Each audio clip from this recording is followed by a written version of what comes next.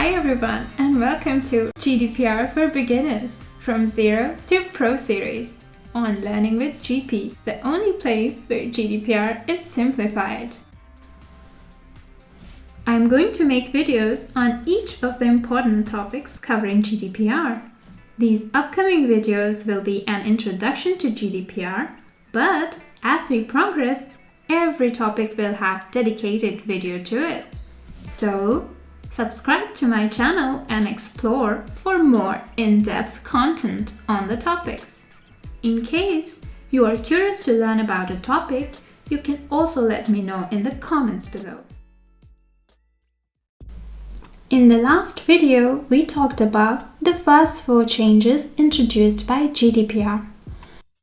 Today, we will talk about the remaining changes. And of course, we will do a quiz, as it's good to assess and revise. And this also brings us to the last episode of this introductory series on GDPR. So before we jump right into it, let's do a quick recap of the changes that we learned in last video. The first in line was increased territorial scope, then came penalties, data subjects' consent, and data subjects' rights related to access, erasure, portability, and rectification. Now, let's get started with the remaining changes and empower ourselves. The first change we will talk about is breach notification. Under this regulation, breach notification will become mandatory in all member states where a data breach has occurred. This must be done within 72 hours of first having become aware of the breach. In other words, controllers now can't hide any data breaches from the data subjects or the supervising authority. The next change is privacy by design. Data protection must be considered at the design stage of any new process, system, or technology. For example, if you're building a website or an application which involves data handling, then the overarching factor governing the conception should be data privacy now. In pre-GDPR era, the controllers used to first build their platforms and later comply with the regulations by introducing privacy principles. But not anymore. With GDPR, you have to keep data privacy in mind right from the start of the project, which involves personal data. The next change brings in data protection officers, or DPO. Data protection officers are basically dedicated officers inside a controller organization focusing on ensuring adherence to GDPR. Under GDPR, there will be internal record-keeping requirements and a DPO's appointment.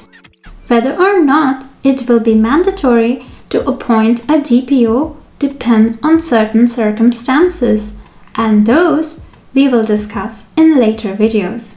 So don't forget to subscribe. Now that we have looked into all the key changes that GDPR has brought, let's do a quick recap of all of them.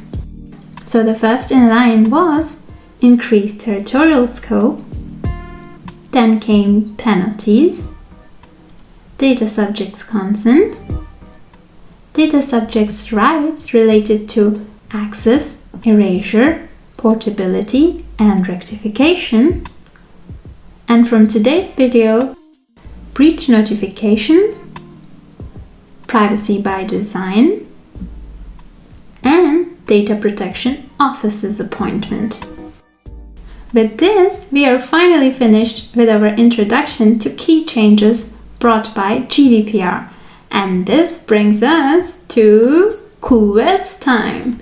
So let's put to test the knowledge we have gained from this video.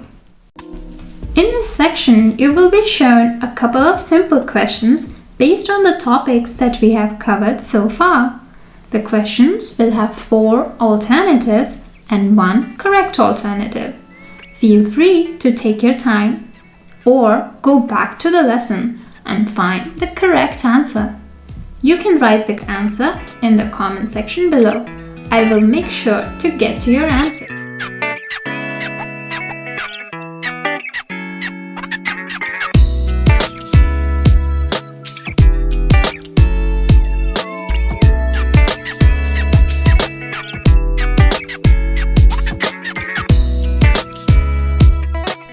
I hope you got all the answers to the quiz correct.